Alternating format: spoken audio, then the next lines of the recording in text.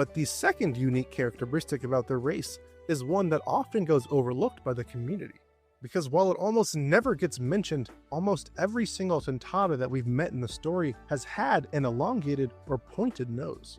And you might already see where I'm going with this, but what if, when combined with a human, a Tontatta gains the equivalent size of a human, and while losing their recessive tails, they maintain their elongated, pointed noses? And this could finally be the answer as to why Usopp has always had such a long and protruding nose. Maybe this whole time he's been a Tontatta, or at least has a Tontatta somewhere in his family line.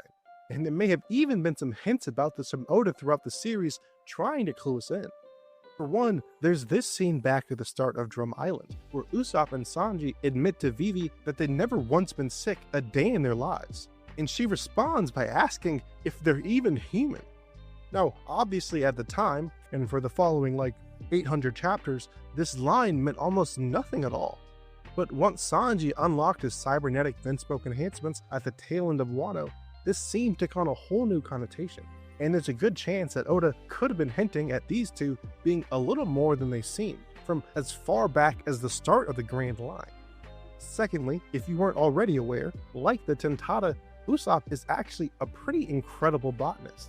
Not only did he manage to master the pop greens from the Boeing archipelago in only 2 short years, but ever since the time skip, Usopp has continued to grow and cultivate many of the native plants from the island in his own Usopp garden, in order to continue producing the pop greens that he uses for ammo. And the fact that Usopp, of all people, has gotten to the point where he can grow these monster plants on a pirate ship of all places shows just how impressive his botanical skills are.